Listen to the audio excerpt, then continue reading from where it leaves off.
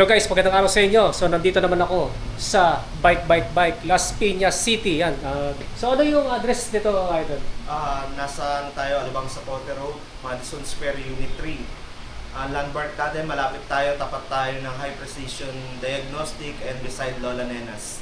Ayun. So siya, si Idol Ron, siya yung sales at saka cashier dito sa Bike Las Piñas City. So for this video naman po, meron tayong i-feature dito sa bike shop na to. Yan, ito yung build talaga ng build talaga na rigid MTB. Usually kasi pag rigid MTB, mga pinapalitan from suspension part. Ito talagang naka-rigid na, no. Ito yung Beta Wheel na 27.5 na rigid MTB na to. Yan. So mag-start na tayo, Idol Ron, no? Paano nila ako dito? Yung yung sa XC Hardtail mountain bike frame niya, 27.5 aluminum 6061 din to eh. Parang katulad din sa weapon. Then ano pala yung C-tube nito? Yung 16 pala. 16. Yun. Pag small. Small pag beta. Yun. Then tapered ba to? Tapered. Yes, tapered. Yun, tapered yung head tube, tapos full internal cable routing. Pang BSA threaded na bottom bracket shell, pang 27.2 mm diameter na seat post. Quick release yung drop out, then ang disc brake caliper mount naman yan ay post mount, no. Yan, so next naman ito yung rigid fork ng Beta, no. Ito naka-design to sa pang 27.5 by 2.1 na gulong. Yan. Then ano pala ito? Dr. Ron. Parang naalala ko si Dr. sa TikTok, ah. Ano ba to? Tapered yung steerer tube ba to? Naka-ano lang to. Straight? Straight tube. Naka-conversion kit lang yung headset niya, pero tapered yung pinaka-head tube niya. Okay, naka-straight pala to. Nilagay ng adapter, no? May adapter. Para maging compatible dito sa tapered head tube ng Beta Wheel. Then, ano to? External cable routing, External. no? Quick release yung drop out. Then, ang disc brake caliper mount din naman yan ay post mount. Yan, so proceed naman tayo sa cockpit, no? Yan, aluminum 6061 na Beta Flare series na pagkatawag ko dito, low rise sweep eh. Konti lang low rise na may konting sweep. Ang sukat natin kanina 700 mm. Ayun, 700 mm. Hindi pa napuputulan yan. Then, next naman ito yung grips, no? Lock-on grips na siya. Makapit naman. Medyo ano nga lang, hindi masyadong makapal. Pero makapit yung grips, no? Sa stem naman ng Beta, yan, 90. Yan, 90 mm ang haba, negative 17 degree ang angle. Dr. Ron, ano pala yung ano nito? Seal bearing ba o ball bearing? Ball bearing pa. Ayun, ball bearings, no? Yung tapered head tube na, headset pala, headset. So, next naman, ito yung stock ng seat clamp ng Beta Wheel, no? Aluminum, quick release type, 31.8 mm na diameter. Yung seat post naman, mga ano to 27.2 mm ang taba, 350 mm ang haba na setback na may single bolt clamping system. Next naman sa saddle, ito yung yung stock ng Beta na saddle, yan, may butas sa gitna. Yan, malambot and flexible, steel railings at saka makapal. Yan, makapal din, no. So tingin ko naman very comfy naman pag sinakyan niyo to, no. Proceed naman tayo sa drivetrain. Ilang pala to, yung ilang speed pala to? Naka 1x12 na siya na L2AX. Ayun.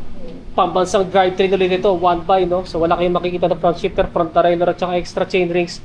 Ito yung itsura ng L2AX na 12-speed na rear shifter. Yan, makinis na makinis.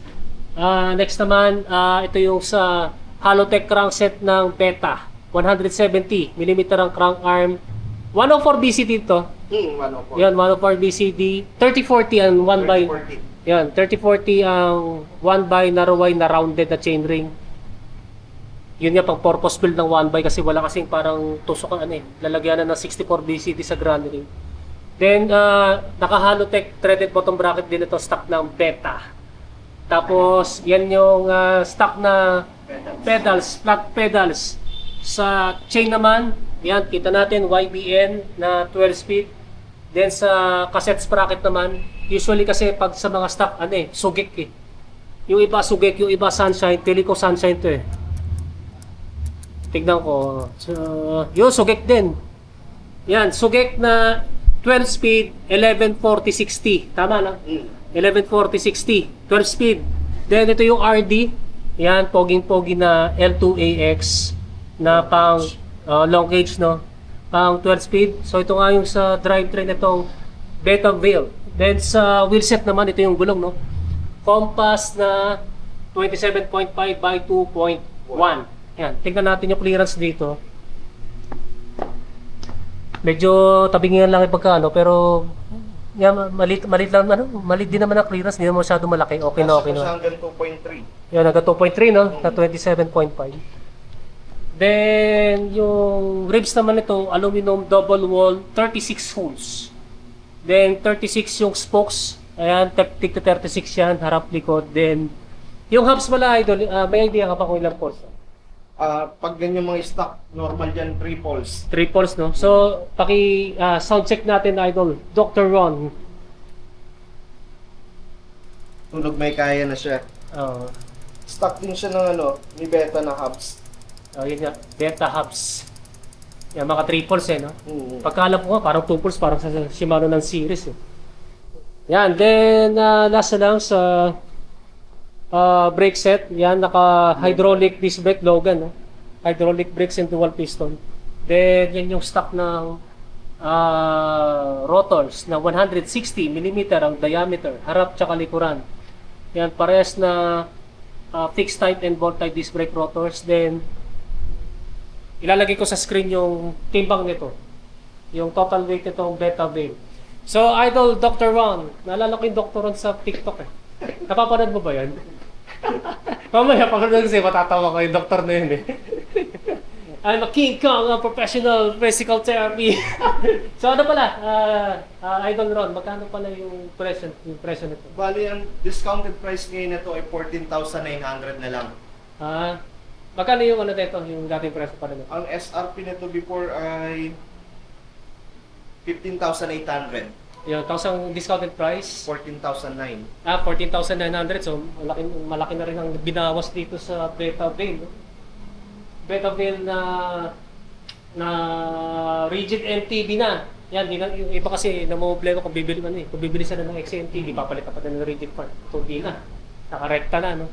Yun, so ano ba yung mga mode of payment po dito, Dr. Ron? Pwede tayo sa cash, e-wallet, bank transfer, and credit card. Meron din po tayong sa installment, meron tayong home credit and salmon financing. Paano pala makukuha yung discounted price? Anong mode of payment pag sa discounted price? Except credit card. Ang credit card regular price po tayo. Pero the rest, discounted price na po. Yung cash, Gcash, back Cash, transfer. e-wallet, bank transfer. Ano ba yung e-wallet niyo?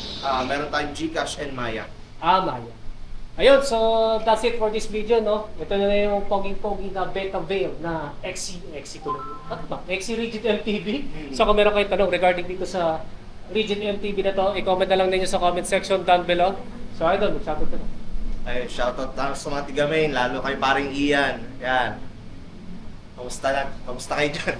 Ayun, so yun, nakapag-vlog na ako dito sa Bike Las Piñas. So maraming salamat, no? At meron pa tayong ibang bike dito. Yan guys, maraming salamat sa inyong panonood. And don't forget to subscribe sa aking YouTube channel. Pakiclick na yung notification button para matotally notify kayo. Yan guys, maraming salamat sa inyo and rise po sa inyo.